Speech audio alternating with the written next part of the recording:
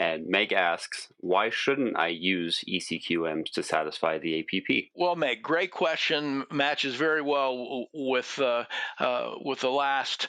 Uh, it can be done, and you'd think it should be done that way. And certainly, as Medicare puts its long-range plans forward, you can see in it a thread that we really want this easy. We want this push button. It should just flow out of your EHR. But even Medicare recognizes that it's not going to be easily obtained and may never be obtained. In fact, the recent treatise introducing the concept of digital quality measures suggested it's going to have to be someone outside the EHRs to pull it all together.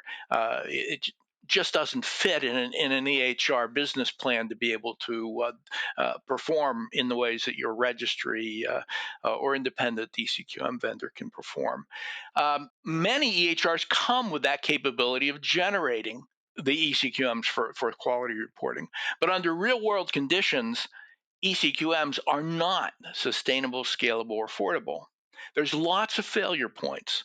First, it requires rigid compliance with documentation workflows. If you document it in any valid way that doesn't hit the queries built in, it doesn't work. And when was the last time you got all your doctors, all your providers to agree on how to do any one thing? Medicare specifications change more rapidly than EHRs can upgrade. Medicare changes at least yearly with the yearly rulemaking cycle, and also issues post-regulatory guidance, which is equivalent to saying we can change our mind anytime. We're built so that we can change on a dime. If Medicare changes their interpretation of their own rules, we can find those cases, correct them, and get it, and almost overnight correct a previously submitted report to the new rules.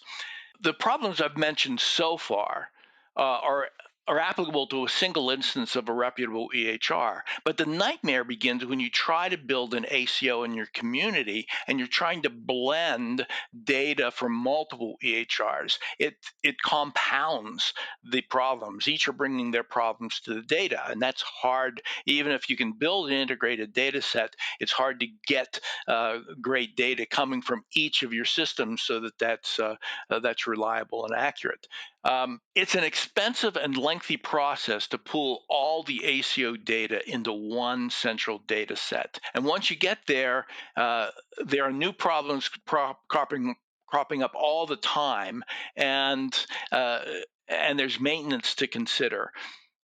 All the issues of documentation are still there, compounded by multiple sources and a complex chain.